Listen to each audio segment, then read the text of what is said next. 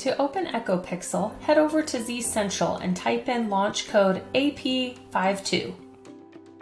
When EchoPixel launches, use your mouse to scroll to the upper left-hand corner of the screen and click on the File tab. Then click Load Scene. You now have options for CT and MRI scenes. I'm going to select pelvis fracture.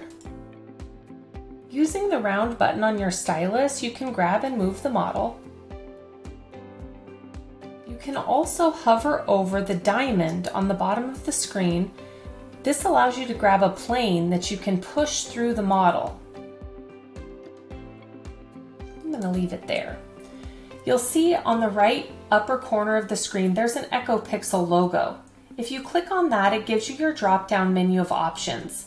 I'm going to switch over to Intuitive 2D.